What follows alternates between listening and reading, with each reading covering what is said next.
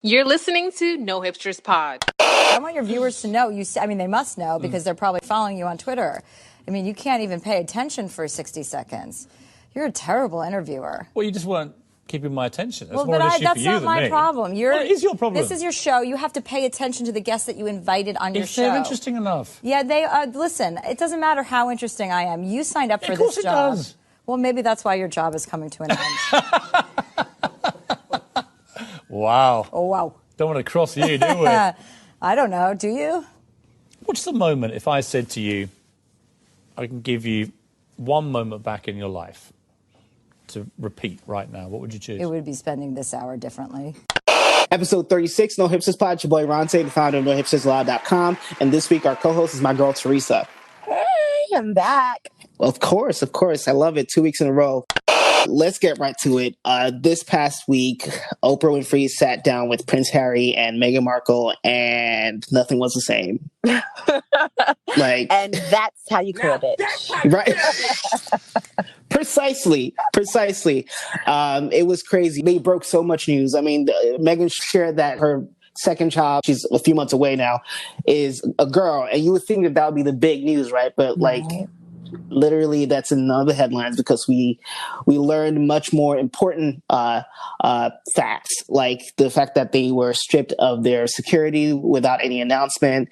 And we got confirmation that Tyler Perry did in fact house them for a few months. That was reported last summer, but Tyler Perry played coy when he was asked about it. Right. And we also learned that the royal family is as racist as I think most of us would have expected, but I think maybe we didn't think that they would be that explicit because in my mind, if you were that racist, then you probably would have vetoed the wedding before it could ever happen. But Meghan Markle shared that there were conversations with Prince Harry about what the color of Archie's skin would be.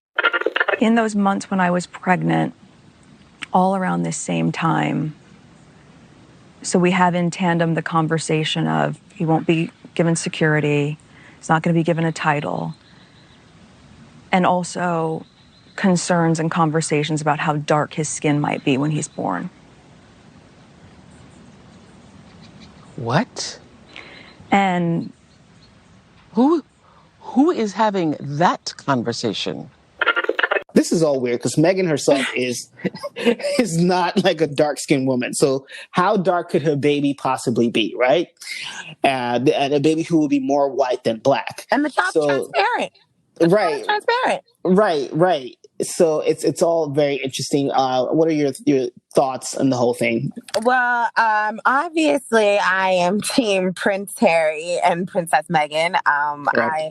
I actually really do like them as a couple, and I do understand, people who choose to still pursue love, even though their families may stand in the way, because obviously they did know that they would have to be up against something.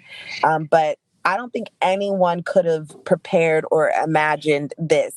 Some of the headlines have gone as far as saying that these interviews are just money grabs. They're just trying to gain attention because they have already secured media deals as early as last year.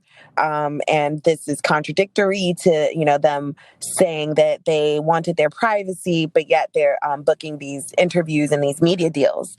And for me, it genuinely just feels like they're damned if they do and they're damned if they don't, because how are these articles now publishing that these are money grabs from two people who come from significantly wealthy starts? Meghan has her own success about her, and of course, Diana left Harry his Vex money, so right. She made sure that he was good and he was taken care of. Right, so, and he said as much in the interview that that he was able to survive based on what his mom left for him. And listen, my whole thing is, if the royal family cuts them off financially, they literally have to make money grabs. Like, how else are they supposed to survive? Like, I mean, he's not about to get a job at PwC or whatever, so he has to do something, Right. that will bring him millions of dollars to, I mean, you can't be that famous and not have security, right? And so all these things cost money, and I just think it's unreasonable to expect them to not try to do things to enrich themselves. And additionally, I think that when they made their exit, like, I think, these were terms and things in which they advocated for themselves. There were things that, they didn't necessarily, come out and ask for, but these are things that naturally, as a member of the royal family, it would make sense. Like the fact that, their child wouldn't have a title, right, wouldn't have any security, but right, yet you have British media reporting on them very frequently. And then you have other things like I think it was the New York Post, or the New Yorker actually, that had published something stating that this will be the last time that Meghan and Harry are interesting. This is the most interesting that they have been.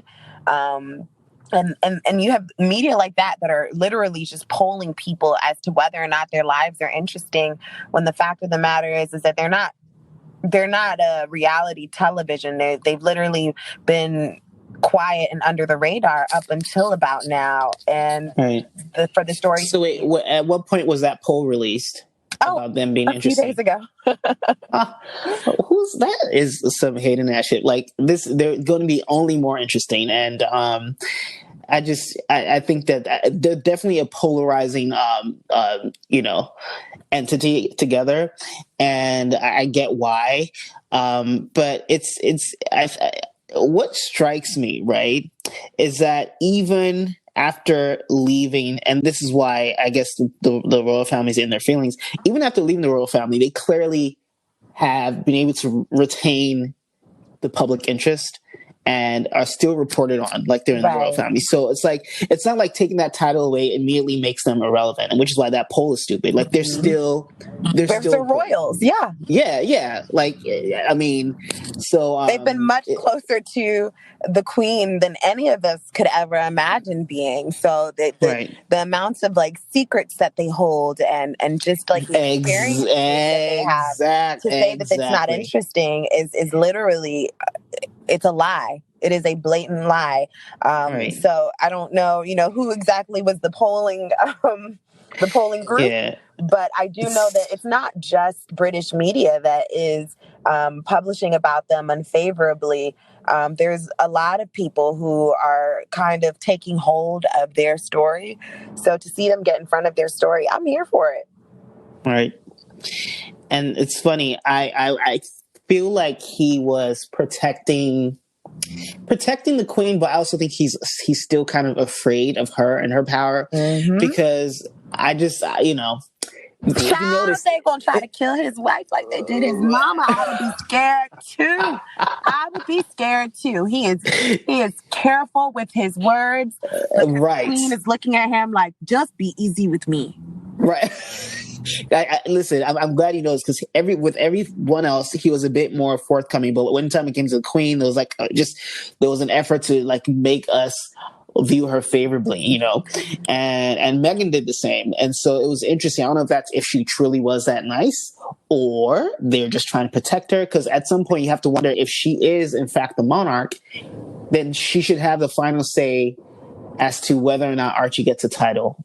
Do you know what I mean? And she should have a say. And if she loves him so much and was so nice to him, then she should have had a say as to whether or not they lost security. And if they did, whether or not they at least got a grace period so they could prepare, right? Right. And so it makes me wonder if they were lying on her behalf, or maybe the firm, as they refer to, is more powerful than we think. So it turns out that there is a quote unquote deep state in the royal family the way I guess we have in the States, how like there are these like long-term government employees that kind of outlive, multiple presidents. And so it kind of sounds like there's something similar in the UK for the monarchy.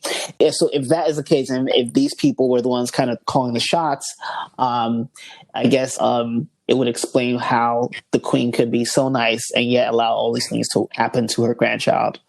So, you know what? I've gotten through just about all of the seasons of The Crown, and from that little bit of how they chose to portray her, and the way in which the royals did jump up to defend a lot of what was put into this fictional depiction of what is going on with the royal family. I genuinely do feel as though she does not yield as much power as we would think, and that there is this there is a system that has been around for much longer than she's been around. And although she symbolizes the power behind it all, she isn't the power behind it all. And it just seems that way in a lot of how the families, I guess, their mishappenings with love and relationships have kind of fallen about. It's just that they are loyal to the crown. Right. And it's funny. So I was in this Clubhouse room and we talked about this for hours. And there were a few Brits in there, and they were saying how like the firm, quote unquote, the firm and the people who are around the monarchs are people who also are kind of like rooted in the system. And so like, the people who are the queen's advisors, usually their kids end up being the advisors for the next monarch. So it's its own, they have their own little line of succession that is just as, nepotist, if you will. Absolutely. And that really kind of explains how there could be this force around the monarchy that is vested in its continuance, but also this powerful. So it's really interesting. Yeah.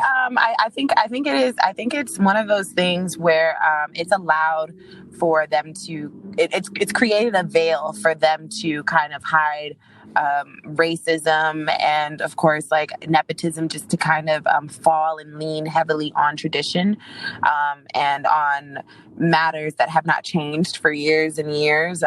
And it's sad because one of the ways in which Harry described it was almost like they were prisoners, like they're trapped. Right. They have no choice. Because if you think about it, if there's that many people tied into something like this, then your one simple decision to change something does impact others. So I can imagine it's not something easy for them to decide to, armor up and go to war against. But you know what? When you got Oprah and you have Tyler Perry on your side, you might have a little bit of a fighting chance. Obviously people are still up in the air. There's a lot of people who are in support of the Queen, just like there's a lot of people in support of Harry and Meghan. So I think people will continue to pay attention and see how things come about, because at this point, the veil of racism has kind of been yanked off. Right. And the person holding the veil is Oprah. Love to see it. And by the way, Oprah gave us so many gems, like just so many gifable moments, so many quotables. Were you silent or were you silenced? Were you silent or were you silenced? Is my favorite, my personal favorite. Okay. I loved it. I'm going to hold on to that one for a while. Forever. Listen, or were you silenced? Okay. Let's talk about it. And, another thing that I had questions about is, who do you think actually made those comments about Archie's skin. So there's this like guessing game that's going on, and because Harry has been emphatic in saying that it was neither the Queen nor Prince Philip, people have narrowed it down. It was Charles and William. Right. So, because in my head, I'm thinking, like whoever said it would have to be a relatively close family member. I don't see anyone else like having the balls or even feeling the need, right? But so I'm thinking Prince Charles or Prince William. But I'm also hearing that a lady called Princess Michael of Kent, I believe, is a suspect because she's apparently super duper racist. And I mean, I don't know. That's all I know about her. But Princess Michael of Kent is, she's a member of the family, and she is basically I guess the wife of Prince Michael of Kent, who is the grandson of King George V. And she has like just a long, long history of racist comments. Yeah.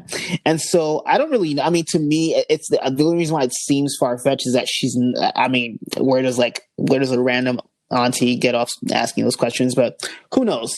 So that's another suspect that's been floated around. I just also feel like if it was an auntie, like a far off, distant someone, I don't think it would have hurt him as emotionally.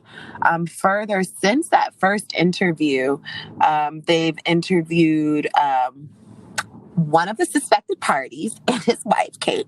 Earlier today. Yeah. And that messy ass reporter. And of course, they straight up asked him, "Can you just let me know, is the royal family a racist family, sir?" No, we're very much not a racist family. And the thing is that this was a question that probably should have never been cleared to even be asked, because him saying no is almost like a blatant lie. It is a blatant denial of any forms of racism that have come from the royal family in its entirety. And if he would have said yes, then it kind of would have damned him as well. Well, first of all, how many racists actually admit to it? Number one. Mm-hmm. And number two, I think that reporter was just there to get a moment, which he did. And, congrats to him. I think that the better question is, who made the comments about Archie's skin, right? Was it you? That to me, that was a better question. So that way he gets to publicly deny that he wasn't the one, right? Which he would have, even if he was. So let's at least have him on record addressing something very specific. Asking if your family's racist it's a very general question. It definitely made for like a great viral moment, but it wasn't a particularly productive question. I thought it was funny though. He should have said like, what I actually had said was what kind of color tones will go best with his skin. Right. And she doesn't say why that aside from the fact that Meghan is half white already, so this baby was going to be 3/4 white. What gets me is that how much of a say does she even have over what her child would look like? You know what I mean? And how much control do they really have over that? And so it was just like, it's just weird. And again, if you were that concerned about brown or brownish baby spoiling your aesthetic, then you should have raised hell sooner, right? Yeah. Like I would have respect. I mean, not that it's good, but like, you know what? Instead of putting Meghan through all of this, let it be known early that this is not how you guys roll. But that's not, no. That is not, it's fun for racists. They don't do that. The way in which it works is they're going to sit there and be like, I'm totally not racist. I'm absolutely not racist. We have a black babysitter. What do you mean? I talk to our baker all the time. She's definitely a person of color. And they use those as like their veils, their shields against the actual acts of racism that genuinely and truly do attack these marginalized people emotionally, mentally, financially, in any way in which they can hide their hand. So I think it was a lot more pleasing to them to watch her emotionally breaking down in the palace and not be able to have the support of her husband through it, then it would have been rewarding for them to be banishing her from marrying Harry, because for as long as we've known Harry to be in the public eye, we know that also he's very much like his mother, and he would have done what he wanted to do anyway. You know what? Actually, I'm thinking that they didn't banish her because they probably felt like that would make him want to marry her that much more. And so they were trying not to appear to against it, because I'm sure they were hoping that he would just drop her at some point, right? Yeah, grow out of it. Right, exactly. Oh, this is just a phase or whatever. But it turns out that, he went all the way, and now they don't know what to do. And it's funny, I feel like they were setting her up to fail in so many ways, because she revealed that they didn't give her any of the, preparation that they would give someone coming into the family.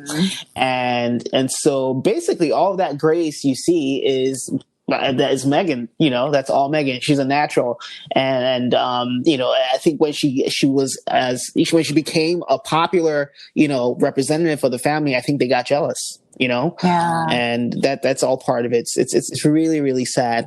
And I think one of the bigger revelations is that she was suicidal at some point, which was shocking. I just didn't want to be alive anymore. And that was a very clear and real and frightening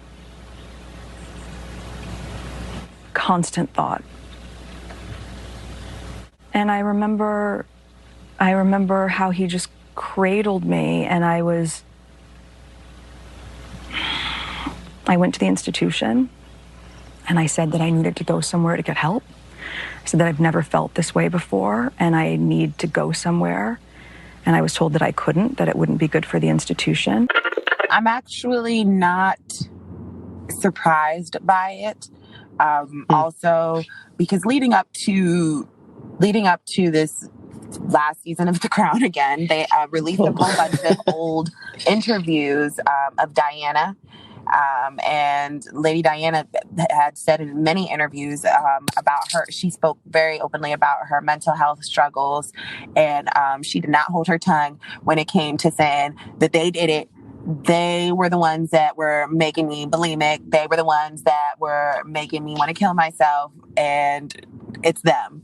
So it very much is not new accusations that are being made against this family. And so it's kind of one of these things where it's like, are both of these people lying, really?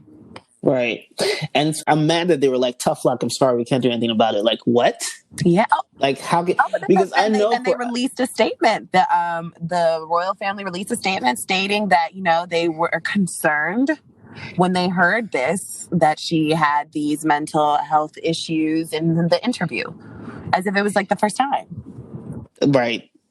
And it's funny because I know that maybe they were worried that it will be a bad look, but I'm pretty sure the royal family has access to therapists that would do it without anyone knowing about it. Like they have, like the Buckingham Palace alone probably has like 50 rooms. Like I'm sure you could have gotten someone to come in every day and speak to her in private without anyone ever knowing that she was seeking help for her mental health.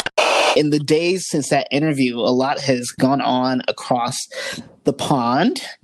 And in particular, a Piers Morgan, who hosts the morning show Good Morning Britain, has been talking mad shit and said that he didn't believe what Meghan was saying.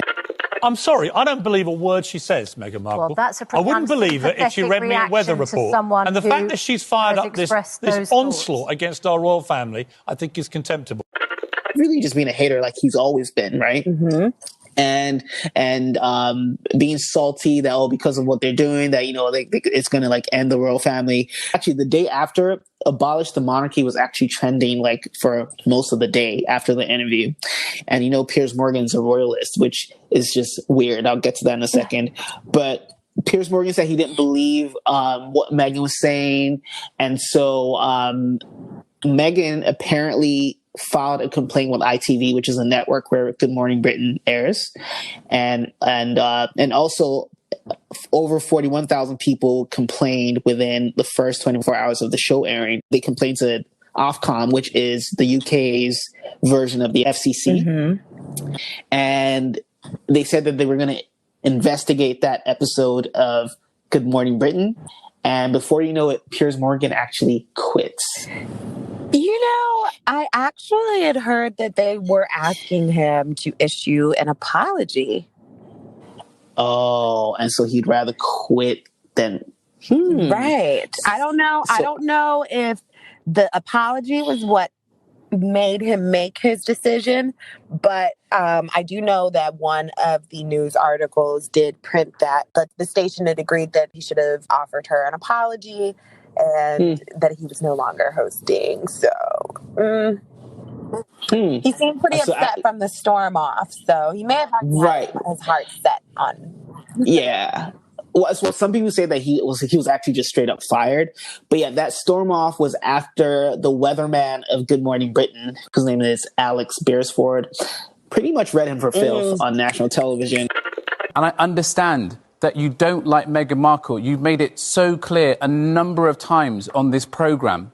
A number of times. And I understand that you've got a personal relationship with Meghan Markle, or had one, and she cut you off. She's entitled to cut you off if she wants to. Has she said anything about you since she cut you off? I don't think she has, but yet you continue to trash her. OK, I'm done with this. No. Sorry, no. Sorry. Do you know what? That's pathetic. You can trash me, maybe not my No. See you later. I'm being... Sorry, can't do this. This is absolutely diabolical behaviour. He couldn't take it. It was and it's funny because he pretty much got to the root of it and said that, I know you're upset that she cut you off, but she has a right to cut you off. And it's funny, an old clip of Piers Morgan kind of explaining when Meghan stopped speaking with him has gone viral. She had a couple of dirty martinis and a couple of pints. We got on brilliantly. And then I put her in a cab, and it turned out to be a cab that took her to a party where she met Prince Harry. And then the next night they had a solo dinner together, and that was the last I ever heard from Meghan Markle. And I have never heard from her again. So what happened? She ghosted me, Ryan. Meghan Markle ghosted me. Did she? Do you think she just went, gone? I'm afraid... Look, I really liked her. This is why it hurts. And... you just see that he's really just a hater, and it's a case where I guess you knew someone before they were super duper famous, and then they got super duper famous, and you kind of feel entitled to still and that's weird.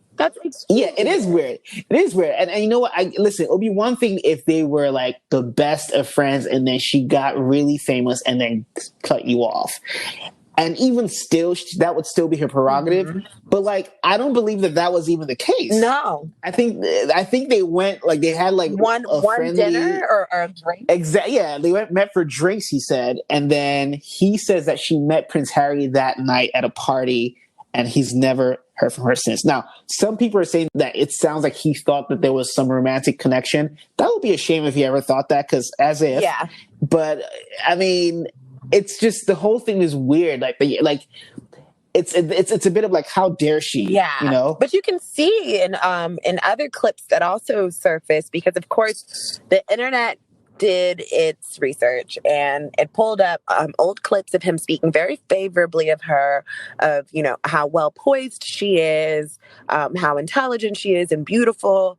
And so for it to have gone from him speaking that highly of her publicly to now these disparaging comments, and in the in-between time, she has not said or done anything to this man other than, place the complaint that, the mental health thing was just kind of below the belt. It really just goes to also show how much power he felt like he would have in the situation. And it's an example, I feel like, of what happens when white men are told no. This level of rejection for him just never seemed to end. It just always seemed to constantly smack him in the face. So sucks to suck. So wait, those right? But did those glowing comments come post Harry, or was that pre Harry? Oh, some of them were actually post Harry, but I do know that one of them was before I believe he had even gone out with her. Yeah. Oh. Yeah, one of them was him, of course, bragging about his date with her. And it was not a date. It was a friendly meetup, and he probably walked away thinking he had a chance. I highly doubt that Meghan Markle is out here trying to get chose by middle-aged men with quadruple chins. The craziest part, the part that makes him look even crazier is that when men do things like this and the woman does not confirm or deny anything, she's not responding, she's not clearing up any of these rumors. So it almost seems as though you have fabricated this entire interaction. Right. It's just, he has quite the imagination, doesn't he? But yeah, it's the whole thing is weird, and I wish Prince Harry and Meghan Markle the best. And I really want to see, what else unfolds. I think this is oh yeah, let's talk about Thomas Markle actually, which is who's Meghan's dad, who Piers Morgan rushed to interview him like the day after the Oprah interview. Because any chance to take Meghan down is one he will not miss. And so pretty much Thomas Markle admits to blackmailing his daughter. Well, basically what I do, because I haven't heard from them, is I'll do a story for the press. If I don't hear from them in 30 days, then I'll do another story for the press. And I've yet to hear from them. And the whole thing is so stupid because he's actually trying to put himself as the victim. And it's like, oh yeah, they're not talking to me, so I have to talk to the press. And first of all, even if that were true, that would still be a weird thing to do. Yeah. But the fact of the matter is that they're not talking to you because you went to the press before any of this. Everything was good, and then you were selling stories, which is now what led them to stop talking to you. So Thomas Markle is really just an embarrassment, and I feel for Meghan for having that be her father. Yeah, I always feel really bad when people dig up these family members that are so far just removed from the person, because it most definitely is with malicious intent, and they already know that. They're looking to get any information, whether it's true or not, so they don't do very much research behind any of the claims or statements made, and there's never any types of retractions when, they make any false claims. So even if he were to say that, oh, well, they are somehow icing him out for whatever reason, why should we do that to her father? Who knows? But it does not seem like a very great man if this is the route that he's taking. It really sucks because it creates this extra layer of problems for her.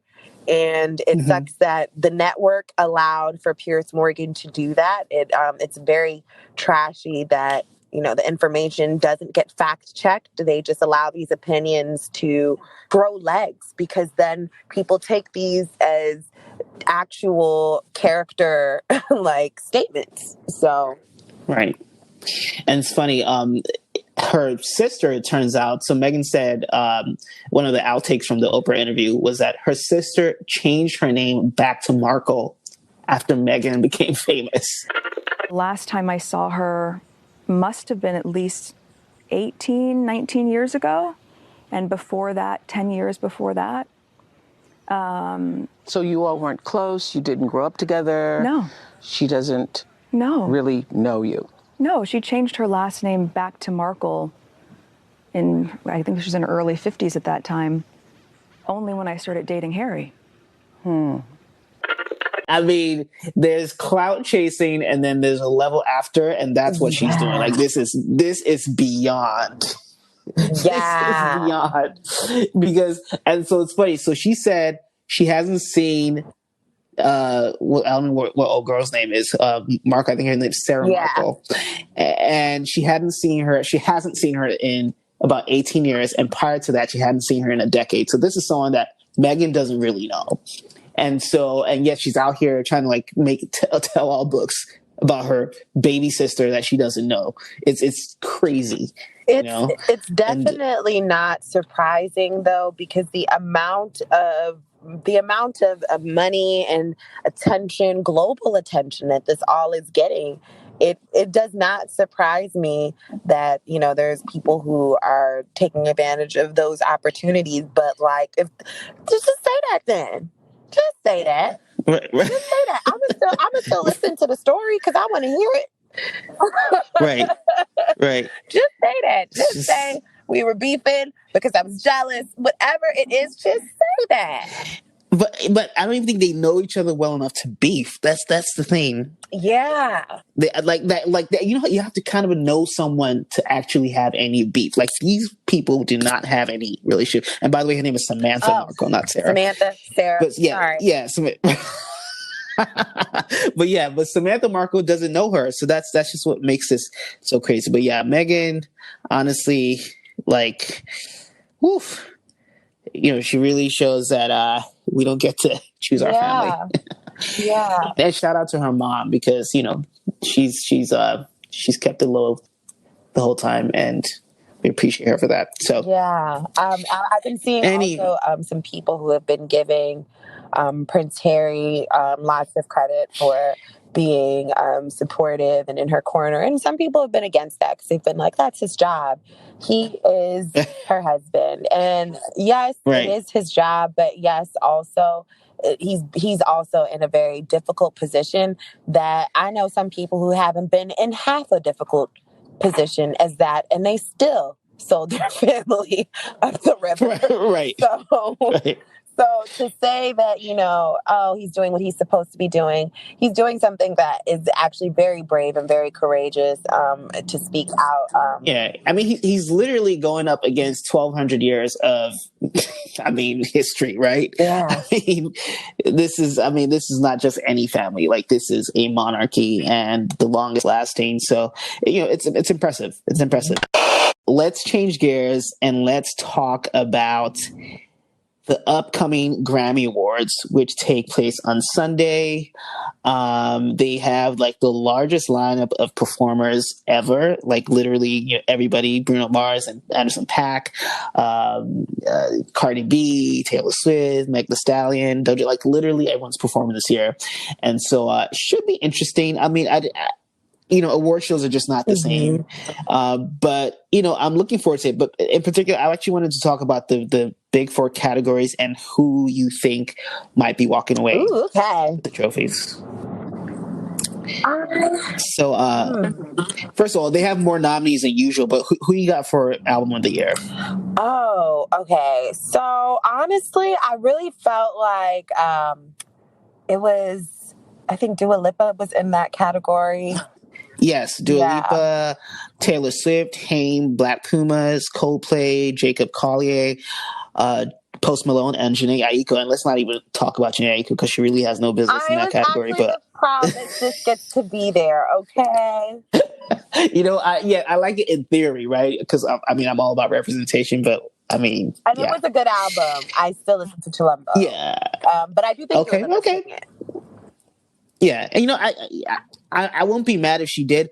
I actually think that Taylor or one of these other people like Haim will take it because it's just, you know, that's how the Grammys do, you know. And it's funny, I just started getting to Post Malone. Really? And yeah, I guess I saw his interviews before I heard his music, so I would just not listen because he's really quite awful as far as like his opinion. First of all, he doesn't respect the genre of hip hop, and so it's crazy that he is being able to succeed at this level, making hip hop and hip hop adjacent music. So yeah, unfortunate. And then who you got for Song of the Year? Oh, okay. So I don't think that this is going to actually win, but who I think actually should win is Savage. Or was that on Record of the Savage? Year? I think that's Record. Yeah, Savage.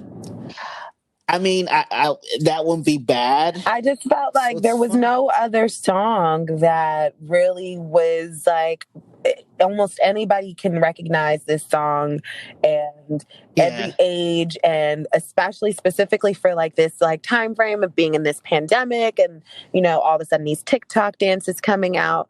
The song that like I most identified with the pandemic was Savage. And then for Beyonce to jump on the remix, it just kind of further confirmed. Right, and actually, it's actually there even it's and which is rare, but it's a Savage remix that's nominated. Because usually they would nominate the main version of the song, but the Savage remix. So Beyonce's up against herself in that category because Black Parade is also nominated for Record of the Year. So I think for Record of the Year, honestly, I wouldn't be mad if Savage won. I think Don't Start Now by Dua Lipa might be a strong contender because that is my shit. That is my shit. That is going to win. I just don't feel like it deserves it. Oh, right. So it's fun. I don't think that Dua Lipa is. I don't think she really fits the Grammy prototype, if you will. But that being said, I think the Grammys are more lenient with non-Black artists that don't fit the prototype. So maybe she'll win. Now for song, because we're just talking about Record of the Year, for song, I really am thinking that it will probably be Taylor Swift. I don't know why, because I don't know. Yeah. So for that, the category has Cardigan by Taylor Swift, If the World Was Ending by Julia Michaels, The Box by Roddy Ricch, Black Parade by Beyonce, Everything I Wanted by Billie Eilish, I Can't Breathe by her, Don't Start Now by Dua Lipa, and Circles by Post Malone. So, that's a Songwriters Award. So, I don't know. That's actually a very difficult category right there. Yeah. I would want to see Beyonce win just for the hell of it. Black Parade is going to. Yeah, me neither. But as far as my favorite song in the category, it would be Don't Start Now by Dua Lipa. As far as who I think they're going to give it to, I think it's going to be Cardigan by Taylor Swift. But we'll see. Oh, I think they might give it to Taylor too. Yeah. All right, and then let's talk new artist. We have Ingrid Andress, Doja Cat, Noah Cyrus, D Smoke, Megan Thee Stallion, Kay Trinata, Chica, and Phoebe Bridgers. Who you got for new artist? I would love to see Chica win this. Same. I would love to see it. Even though I don't think she's made waves. Yeah, she hasn't made waves at like. I don't think a lot of people that know level about like how amazing she is, and even just like some of the work she did with music and soundtracks this past year. So I feel like her time is still coming, but I love that she's in that category as well. But I also feel like they'll give that to Meghan. Interesting. I listen. If Meghan won, I would not be upset. Funny enough, if Doja won as well, I actually wouldn't. I wouldn't be mad either. They're not going to give it to Doja. I love Doja. I think she's super talented, but I don't feel like they're going to give it to her. Okay. Let's see. But yeah, it's this Sunday. It should be interesting. I'm curious to see how they're gonna give us the show. I think they're doing a bit of in person and virtual. I believe. I think some of the performances actually pre-recorded, so it should be interesting what it is. So Grammys Sunday night, and I will be watching. Can't wait. I'm actually very excited to see it. Let's talk about Coming to America, and that's 2 as in the number 2, the sequel to the classic. I finally got around to watch it. I actually finished it before we started recording, and honestly, I liked it. You did? I actually liked it. It's hard to get into it, but once it actually catches its rhythm, then you actually are like, okay, I get it. I see what they're trying to do. Right. And I have to say, I'm not someone who has a long relationship with the first movie, because even though I'd seen bits and pieces throughout my childhood and my just over the years, I don't think I actually sat through the whole movie till maybe like a year or 2 ago. So I don't have the same feelings of nostalgia that maybe most people do. So maybe that made it easier for me to take the sequel. But I enjoyed the sequel. I liked how they tried to update different parts of the movie. I like how most of the cast is alive and looks the same for the most part. I loved it. It was really great. And Yeah, I think they did a good job. And the cameos, oh my goodness, everyone was in Oh my there. gosh, yes. The cameos were everywhere. It literally, it kept you engaged a bit. Because there's just a lot of craziness going on. There is a lot of different storylines going on, but like for me, I'm like, well, this is typical Eddie Murphy. We haven't seen Eddie Murphy in an Eddie Murphy film in a long time. But like, if you even think about just like the Dr. Dolittle films and just the ridiculousness of like the Soul Glow commercials and like, you know, just the type of comedian that he is, that you knew to expect laughs and you knew to expect, you know, just all types of randomness pulling out from everywhere. And so I was happy to see that. I was glad to see that. I loved the first film. It's one of my dad's favorite films. And I think that my parents connect to it just because, you know, their immigration was around the time when the movie came out. So to have this this fictional idea of Africa that, you know, a Black American had created to show the beauty in being a king and, you know, how it is, like, it was very interesting to them. And I think that when me and my dad watched it again, it just kind of was like, this is how big your imagination can be about like how far, you know, we've come from in terms of coming back home and celebrating our cultures. The film did celebrate a lot of Black American and African creatives. The wedding dress was made by a Cameroonian designer. Oh, nice. Sade Kamini. She's actually from the DMV. And she also was the one who dressed Viola Davis. Oh, at the Golden Globes? Yes. Yes. Nice. So she's the one who created the wedding dress along with Ruth Carter leading the costume vision. But there was a lot of opportunities, I felt like, for Black creatives to also just be able to have fun and to just recreate something that already is a part of popular culture history. Like Coming to America is not a film name that no one recognizes. So to see them pass the baton to these new creatives and old creatives, I like the link up. I like the vibe. Leslie Jones is always hilarious to me.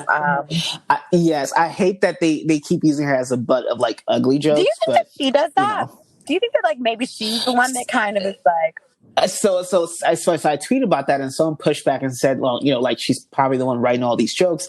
Now, I don't know how much of a hand she had in the writing of Coming to America. Maybe during her SNL days, she wrote those jokes for herself, because I can't imagine that like a whole bunch of white people kept like writing her as ugly every time. So maybe she did that. I mean, who knows? Maybe they did. I don't know. But like, it just makes me uncomfortable that we're, you know, basically constantly calling her ugly. And the reason why is because there's so many people who are walking around who look like that. And, you know, it's just like, why? She actually is not an ugly woman. She literally is not. That's why I'm like, why do we keep She is doing not this, an ugly woman. I think that they just exaggerate it. And honestly, I try not to get too sensitive around comedy, especially when the comedians do seem to have their own control of their content. So whether it was her control of, you know, how the script came out, or it was Eddie's control of how the script came out, like I still feel as though, you know, she chose to play the role. If, you know, I'm sure that if Tiffany Haddish played the role, that, you know, she would have brought Tiffany Haddish to that character.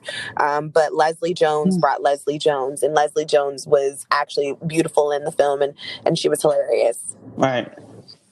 Agreed. So it's funny, you know, the movie is #1 on Amazon. What? And That is amazing. And it's been #1 like all week.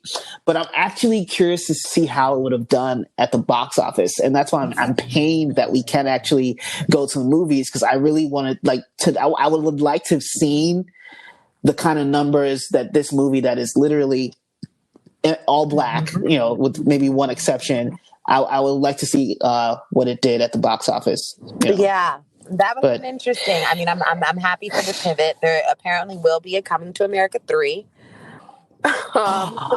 That is right. That is right. They did say so. Hopefully we will get to So, see box office numbers on that. And, hopefully James yeah. Earl Jones is feeling a lot more better and is able to be a part of Wait, that. well, he died in the movie, so. Oh, that's so true. Ugh. Yeah. So because at first I had to rewind. Was that an imagined funeral or because I feel like it happened really quickly, right? It was a very ridiculous scene. Yeah, and it happened so I was like, oh, is this a dream? Or are they fantasizing about what the funeral will look like? But then no, that he died. He dies in the movie. Funeral. Yes, he did. Wanted to see it. Right. Very, very interesting. So yeah, it's a good movie, and I'm happy with what they did. It's not easy to make a sequel to such a loved movie. So kudos to everyone involved. Yeah, I loved it. Winners and losers, Teresa, I will let you go first. Okay. So I would say that my winner of the week would definitely be I would definitely say that the winner would be Oprah. Indeed. I do want to say it's Meghan and Harry, but I think that the winner here actually is Oprah. Oprah was not necessarily winning in the Black community as everybody's favorite auntie with some of the interviews that she has done in the past, but people are starting to remember that her interview skills are top tier, and when she does use her powers for good, that she still shakes a table. Right. Look, she's literally second to none, honestly. Yeah. And so she dusted off her old talk show, and she gave us exactly what we have been missing. I started seeing tweets saying, "Bring the Oprah show back." So listen, show me where to sign the petition because I totally would. Let me know where to sign. Even with all of the past trauma, everybody let it go. So Oprah wins. Right. My loser, I would have to say my loser for the week is Sharon Osbourne. Sharon Osbourne. Sharon, the Osbournes, period, as a family, had multiple different accusations of being racist in the past. And it's very obvious that, now that, they live in California and, times are different. Kelly Osbourne is definitely someone who has had to confront her own implicit biases.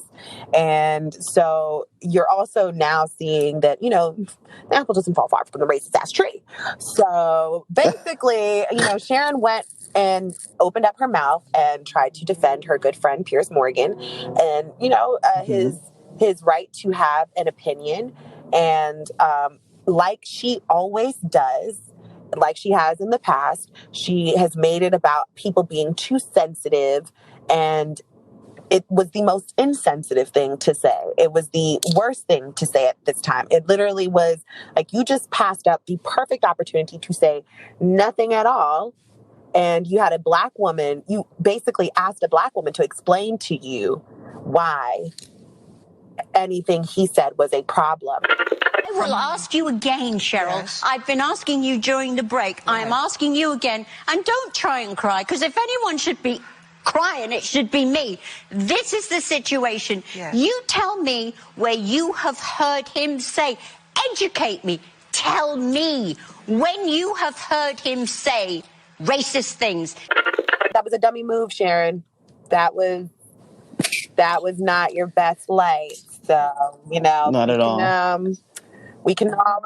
And she was out here trying to she was not only being manipulative by crying, but she was telling you, Cheryl Underwood, don't you dare cry. It was just, the whole thing was just cringy, icky. It was awful. Yeah. And the thing is, we've watched her do it. We've watched her daughter do it. And Kelly I'm a little bit more forgiving of. But I am tired of you guys putting Sharon on TV. Sharon keeps getting a microphone and she can't sing. I don't understand why we're asking her opinion. Right. So I'm glad that she showed her ass this week, but she's the loser. For sure. All right, so my winners, I think you hit the first one, Oprah. I think she showed us why she's the queen of this shit, and she showed us why there is no other. I think Harry and Meghan are also winners this week because they have the royal family shaken. Like, I don't think you understand that statements don't come out of the royal family very often. And actually, someone was commenting that they made a statement on Diana's passing like 10 days after the fact. And here they are within 48 hours rushing to give a statement. It was definitely like a 4-line long statement, but a statement nonetheless. And so, they're shaking right now, and I love to see it. And my final winner is Alex Beresford of Good Morning Britain. I think he definitely shook the table as needed, and I love to see the read is good when they continue reading the person as they're walking out. Right. And also, he also raised his profile significantly. It's funny. His talent agent made a post, about him the day of, because I guess they saw that he was getting a lot of support, traction on support, and his name was getting bigger. So I guess they want to say, "Hey, that's us right there." So smart move.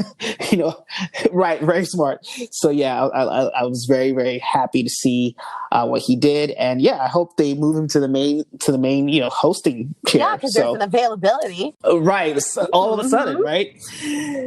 And of course, my loser this week, and there is only one, and that loser is Piers Morgan. I think he is bitter. I think he is racist. I think he is jealous. Also, there's just a bit of, like I said earlier, how dare she, I knew her before she was all that, and now she's all that, and I can't take it. Just move on. She had drinks with you, and now she married a prince, and so she has. And I guess the kind of subtext there is that, she spoke to me when she needed me, and now she doesn't need me anymore. Because I think maybe because he's with the editor-in-chief of, I think, the Daily Mail or one of the big tabloids. So maybe, there was some sort of transactional relationship there, and maybe she no longer needed him. And so he felt that way. Okay, you needed me before you were a star, and now you have Prince Harry, and there's no use for me. And tough luck. Let it go. It happens. Let it go. Yeah. So either that, or everyone says, he thought that was a date. I really hope he really doesn't believe that, because I highly doubt it. But whatever the case, he needs to move on and stop being so fucking obsessed with her. And also, he really needs a new hobby other than being a royalist. He really is one of those people that lives and dies by the crown. And I can't really relate to anyone who's that invested in one family living in just unearned wealth for eternity. So he needs to get a life, and that is why he is my one and only loser this week. All right, Teresa, this was a pleasure as always. This is also the longest show I've had in a long time. It was a marathon. Yeah, right, for sure. So thank you so much. Before we head out, tell the people where they can find you on social media. You can follow me at REESIE_rich, and that's on Instagram and on Twitter. On Facebook, I am Teresa Kona. So you can go ahead and follow me. Love it. Episode 36, No Hipsters Pod. We'll talk to you next time. Bye.